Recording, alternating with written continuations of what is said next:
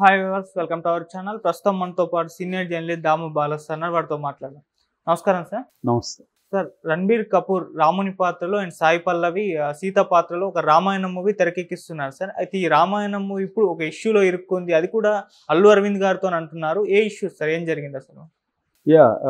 రామాయణాలు చాలాసార్లు చాలామంది తీస్తున్నారు. ప్రభాస్ కూడా మరి తీశాడు.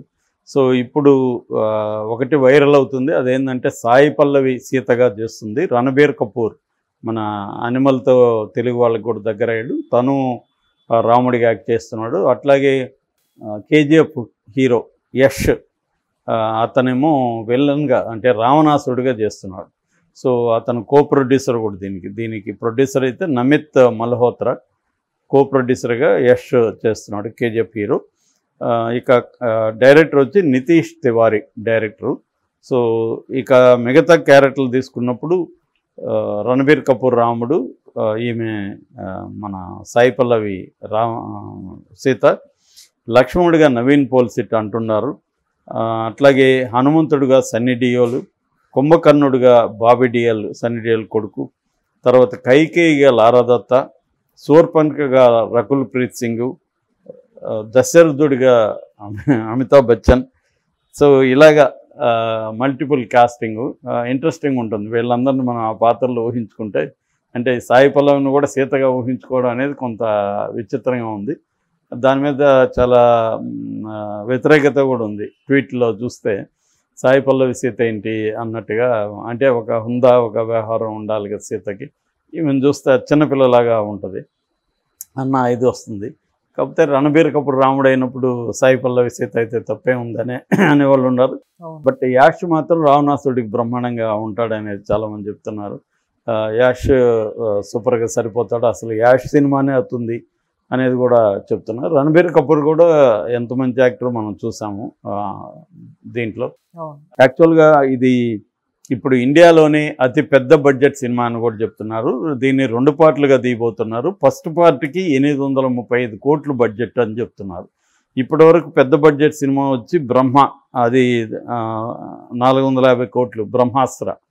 బ్రహ్మాస్త్రలో కూడా రణబీర్ కపూర్ ఉన్నాడు. ఇప్పుడు దీన్ని మించి ఇది 835 కోట్లు ఫస్ట్ పార్ట్ మాత్రమే. సెకండ్ పార్ట్ మరి ఎంత అనేది చెప్పలేదు. దీనికి ఏంటంటే హాలీవుడ్ గ్రాఫిక్స్ అంతా కూడా, హాలీవుడ్లో ఆస్కార్ అవార్డు వచ్చిన గ్రాఫిక్ బ్యాచ్ అంతా కూడా దీనికి దింపుతున్నారు. దాదాపు పోస్ట్ ప్రొడక్షన్ కోసమే 600 రోజులు దీనికి కేటాయిస్తున్నారు అనమాట. సో ఈ స్థాయి పెద్ద బడ్జెట్ సినిమా ఇది. అయితే ఇప్పుడు ఈ సినిమా ఒక వివాదంలో చిక్కుకునింది, కోర్టు కేసులోకి వెళ్ళింది. దీనికి మన తెలుగు వాళ్ళకి లింక్ ఉంది. అల్లు అరవింద్ ప్లస్ మధు మంతెన. అల్లు అరవింద్ అందరికీ తెలుసు, మధు మంతెన కూడా మన వాళ్ళకి తెలుసు, కాకపోతే అంత పాపులర్ కాదు. మధు మంతెన ఎవరంటే రామ్ గోపాల్ వర్మ మేనమామ మురళీరాజు అని ఉండేవారు. ఆయన ఈ మధ్య చనిపోయారు. వాళ్ళ అబ్బాయే మధు మంతెన, మధురాజు అంటారు, మధు మంతెన ఆయన. సో ఆయన బాలీవుడ్లో చాలా సినిమాలు చేశారు. తర్వాత బెంగాలీ ఇలాంటి భాషల్లో కూడా ఆయన సినిమాలు చేశారు. అక్కడ బాలీవుడ్లో బాగా నోన్ ప్రొడ్యూసర్లలో ఒకడు అనమాట. సో ఆయన అల్లు అరవింద్ టైఅప్ అయ్యారు. వాళ్ళు ఎప్పుడో రామాయణం ప్రకటించి దానికి గ్రౌండ్ వర్క్ అంతా చేశారు. వాళ్ళతో వీళ్ళు కలిశారు. ఎవరు, ఈ నమిత్ మల్హోత్రా, వీళ్ళందరూ టీమ్గా ఫామ్ అయ్యి రామాయణం చేద్దామని అనుకున్నారు.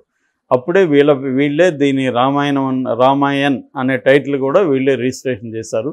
సో దానికి సంబంధించి వర్క్ అంతా వీళ్ళు చేశారు, స్క్రిప్ట్ వర్క్ అంతా. ఆ తర్వాత అల్లు అరవింద్ అండ్ మధు మంతెన బయటకు వచ్చేసారు. వాళ్ళతో ఇబ్బందులే వచ్చినప్పుడు వాళ్ళకు ఒక అగ్రిమెంట్ రాసుకున్నారు. వీళ్ళు ఇప్పటివరకు చేసిన దానికి సంబంధించి రాయల్టీ పే చేయాలి అని.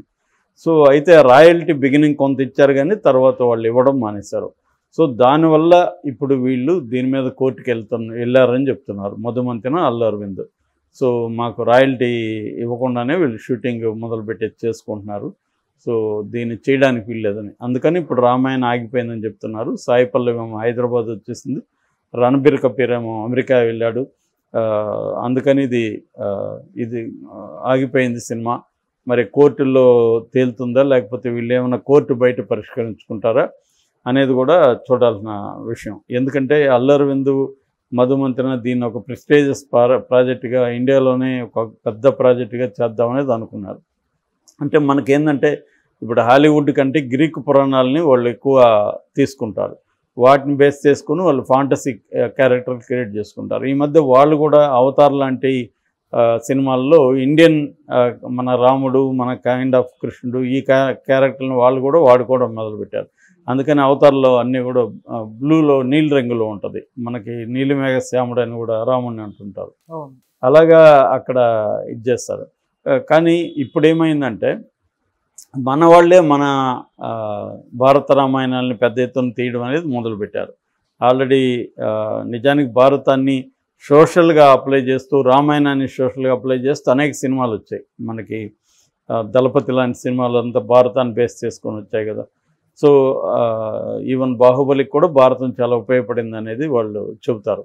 సో అలాగా మనకి మన ఇండియాలో ఉండే అనేక పుస్తకాల మీద కావచ్చు, సినిమాల మీద కావచ్చు, నాటకాల మీద కావచ్చు, వీటన్నిటి మీద భారత రామాయణ ప్రభావం చాలా పెద్ద ఎత్తున ఉంటుంది. ముఖ్యంగా భారత ప్రభావం ఎక్కువ, ఎందుకంటే దాని విస్తృతి ఎక్కువ, క్యారెక్టర్లు ఎక్కువ, విస్తృతి ఎక్కువ. రామాయణము స్ట్రైట్ ఫార్వర్డ్గా ఉంటుంది. సీతని కిడ్నాప్ చేస్తాడు, రాముడు వెళ్ళి ఎలా విడుదల అనేది మేజర్ పాయింట్ అక్కడ. ఇక్కడ అట్లా కాదు, ఇది అనేక క్యారెక్టర్లు, వ్యవహారం, పెద్ద యుద్ధము, దాంట్లో కూడా మల్టీ క్యారెక్టర్స్ ఇలాగా ఉంటుంది భారతం. సో అందుకని మనకు భారత రామాయణాలు ఇన్ఫ్లుయెన్స్ అనేది మన సమాజంలో కావచ్చు, మన రచనలో కావచ్చు, సినిమాల మీద ఉంటుంది. సో ఇప్పుడు డబ్బులు వచ్చాయి మనకు కూడా. ఇంతకుముందు మనకి హాలీవుడ్కి మధ్య 20-30 ఏళ్ళ గ్యాప్ ఉండేది. అక్కడ కెమెరా వస్తే అది రావడానికి 20 ఏళ్ళు అయ్యేది, 30 ఏళ్ళు అయ్యేది. సో అది ఇప్పుడు గ్లోబలైజేషన్ తర్వాత ఏమైందంటే టెక్నాలజీ కూడా వాళ్ళ పారుగా ఉన్నాం మనం కూడా. హాలీవుడ్ కైండ్ ఆఫ్ సినిమాలు తీయడం అనేది ఇవాళ రాజమౌళి సినిమాలు చూసాం కదా. హాలీవుడ్లో పెద్ద డైరెక్టర్లు అయిన జేమ్స్ కెమెరాన్ లాంటి వాళ్ళు వచ్చి పొగిడేసిపోయారు. సో అంటే మనం కూడా ఇప్పుడు హాలీవుడ్ రేంజ్ సినిమాలు తీయగలం. ఆ కైండ్ ఆఫ్ పెట్టుబడి ఉంది, ఆ కైండ్ ఆఫ్ మార్కెట్ కూడా మనకు కూడా పెరిగింది.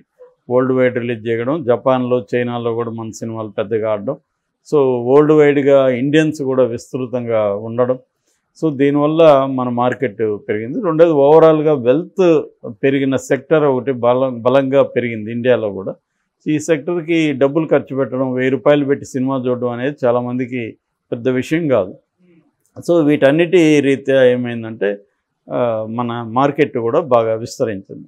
సో దానివల్ల ఇవాళ వీళ్ళు పెద్ద స్థాయి సినిమాలు తీయాలంటే దేంట్లో పెట్టాలి, యుద్ధము, పెద్ద పెద్ద సెట్లు, ఇవన్నీ అంటే భారత రామాయణాలు వీళ్ళకి ఆప్ట్గా సరిపోతాయి.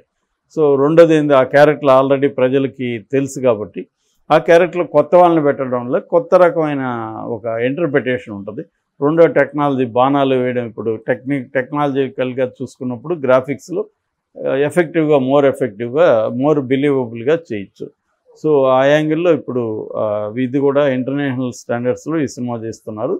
మరి అల్లు అరవింద్, మధుమంతన ఎందుకు వచ్చేసారు బయటకు అనేది మనకు తెలియదు. సో కాకపోతే ఇప్పుడు ఇది నేను అనుకోవడం, ఇది ఇంత ఖర్చు పెట్టేవాళ్ళు వీళ్ళకి రాయల్టీలకి ఎందుకు ఇది చేస్తారు, మరి వాళ్ళ మధ్య ఏమి వివాదాలు వచ్చాయి ఏంటి అనేది చూడాలి. ఏదేమైనా ఇది ఆగిపోతే మాత్రం చాలా ఇదవుతుంది. మొన్ననే లీక్డ్ ఫోటోలు కూడా వచ్చాయి. లీక్డ్ ఫోటోలు పెడితే కూడా యూట్యూబ్లో చాలామంది మీద వీళ్ళు స్ట్రైక్ కొట్టించారు ఈ రామాయణ ప్రొడ్యూసర్లు. ఎందుకంటే అది మా హక్కు ఉంది, దాన్ని మీరు ఇది చేశారు. మరి అలాంటి వాళ్ళు వీళ్ళకి రాయల్టీ ఎందుకు చెల్లించట్లేదు?